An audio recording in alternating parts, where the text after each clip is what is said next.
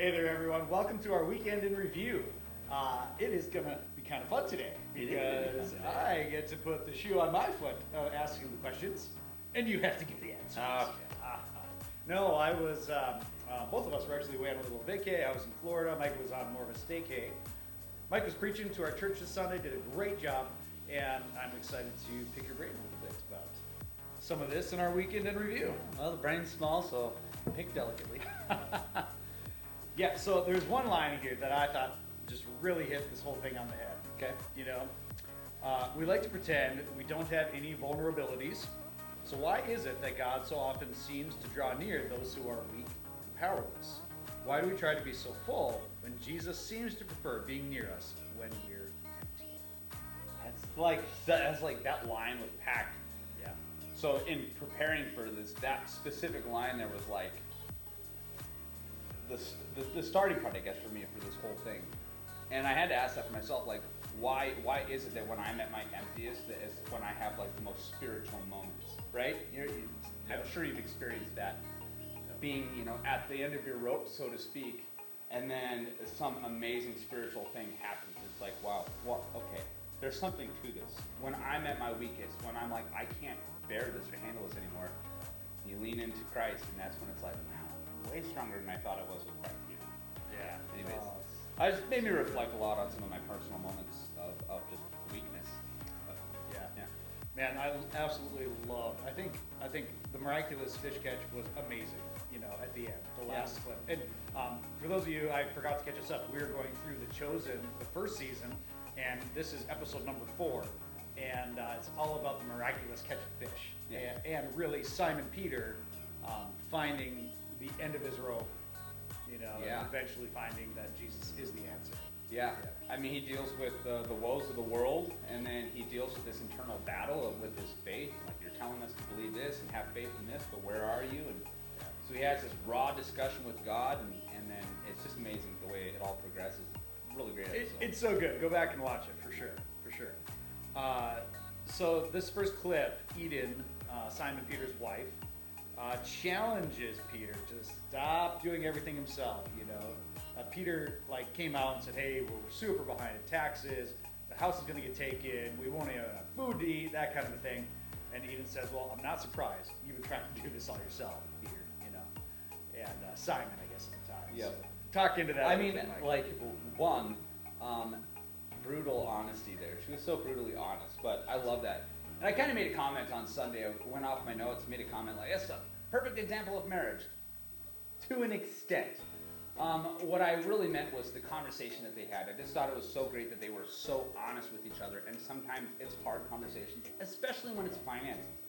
Mm-hmm. Money is a hard thing to talk about. And what I loved was how they both got to a point where they were completely transparent and honest with each other. But that was where things changed. That was where growth, starts to happen, is when we take away all the lies or the curtain that you're putting up in front of yourself. Trying to prop yourself up. Exactly. And she's like, "You're trying to do it all on your own, you knucklehead. That's why you're failing at it." Yeah. But it also took him being honest with her and saying, "Hey, I'm failing." And she's like, well, no crap. Yeah. So I really loved that clip, just because it just showed the importance of being honest with each other. Really, we're a team, as a marriage, or a team. I also love how in the clip, and of course this is the artist's inferred, idea of what the relationship was like, but she didn't attack him. She attacked the behavior of him not connecting with God. Yeah.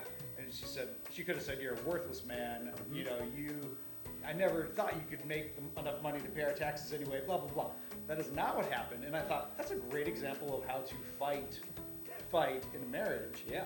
Is really to just, let's point this back to our relationship with Christ. Let's take personal responsibility where we can.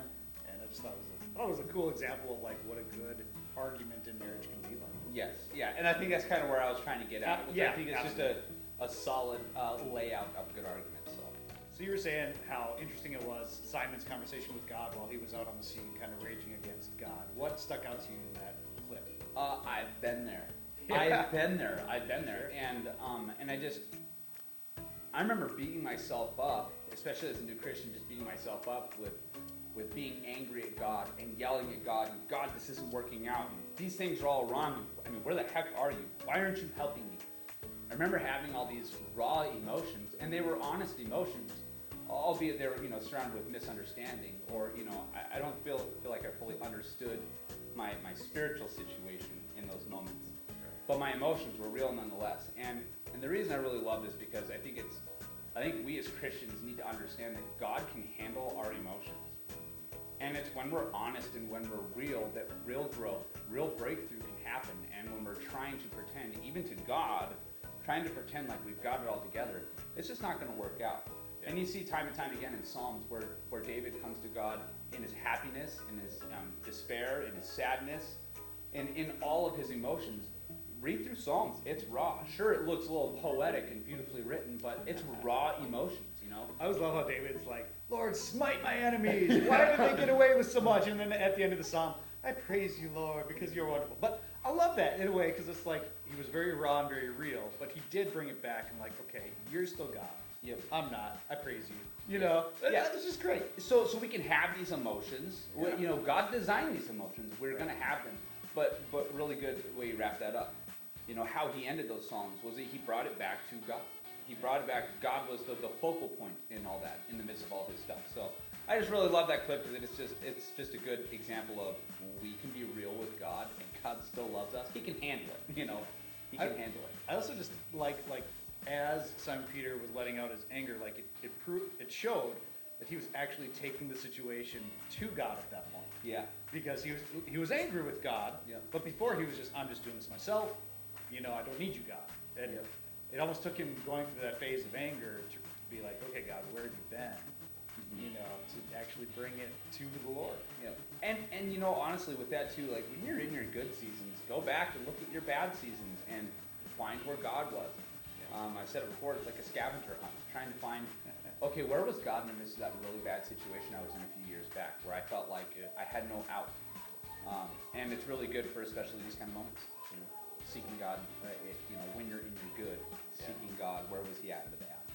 How do we react when we're faced with that awful reminder that we are not God? I love the explanations that you gave here, Mike. Yeah, denial. Like, I think we can all relate to denial, and I love, because I asked her, show of hands, who's ever used this? I do that with my students all the time at youth group. I really like being interactive, and it was interesting to see so many people put their hands up. I'm okay. I mean, how many times, that's like the universal, I'm really not okay statement. If you really have problems, you will say, I'm okay. Yeah. I mean, 9 out of 10 times. And so, really denying that we have an issue. That's one of the way I react, at least, Mm-hmm. Excuses. Man, I can relate to this because I have made many in my life. Excuses, so things that I used to be really good in math, but having a calculator has made the need for pen and paper obsolete. Or I don't know how to fix the carburetor, my back is giving me fits again. We all have our excuses of why we don't go to God or why we don't do the right thing sometimes. And, excuses are just, they ultimately just push the problem further down the line. And oftentimes make the issue bigger. Another one, delays. Really I should have said procrastination, because I think that's more what it is, because it's intentional. I know I said I'd build that deck last year, but and I didn't, but I'll be over next week or the week after. We procrastinate. And that's, when I find myself actually doing that when I feel powerless in a situation. I don't even feel the energy to pick up my hand and do the work anymore because I feel so helpless. And so I find reasons excuses to not do the work in order to create a delay or procrastinate, right? Sure. And they all kind of flow together there. Yeah, I can definitely see that. Overextending, that flows together with that too. So I can't afford this car. I can't afford a new car, right? But I bought this, I've got this beat up car, but my clients, it just looks so bad to them, so I bought a brand new car. I'll catch up on the payment somehow, right? So putting yourself in that, you're overextending yourself. You're stretching yourself too thin. Sure. And that's just a little bit of a block saying, I have enough when you don't. Yeah. And, we even talked about adding more things, defensiveness, lying, blaming, weaseling out of things, keeping your mouth shut when you shouldn't be keeping your mouth shut, hoping everybody's just going to forget about it.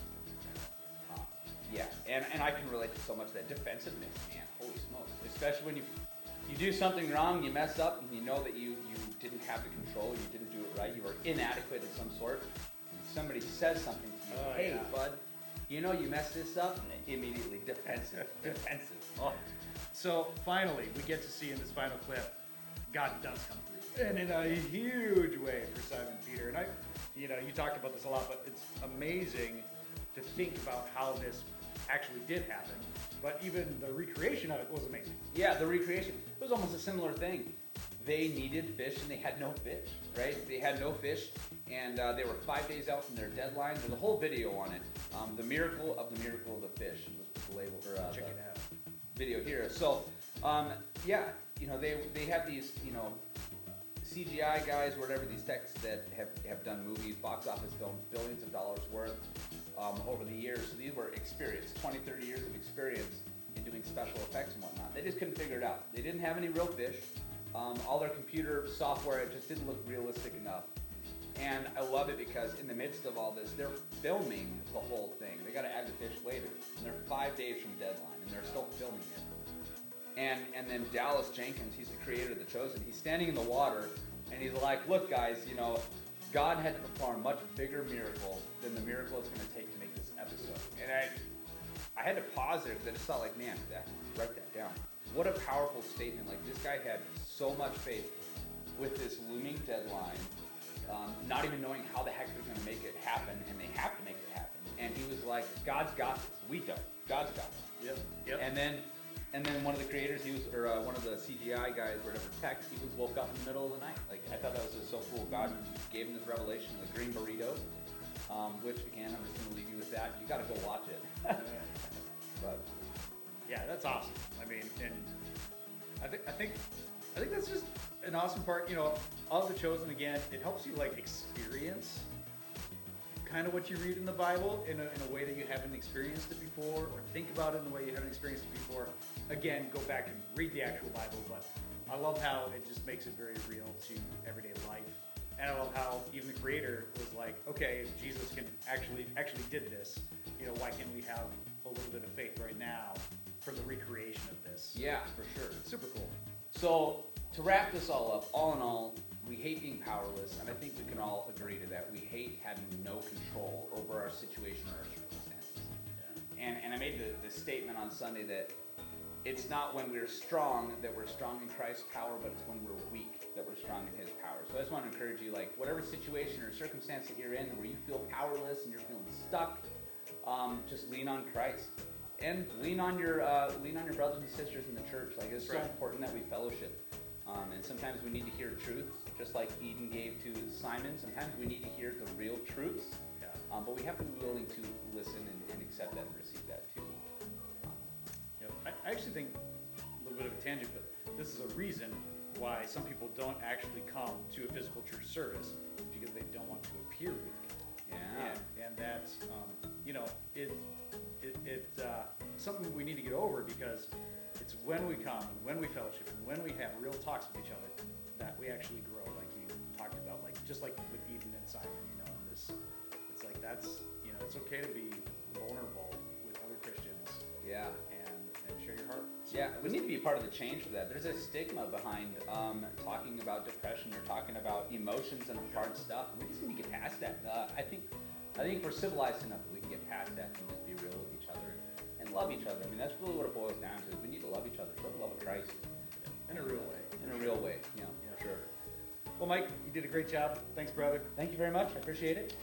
Thanks for watching with us. God bless you guys. Have a good one.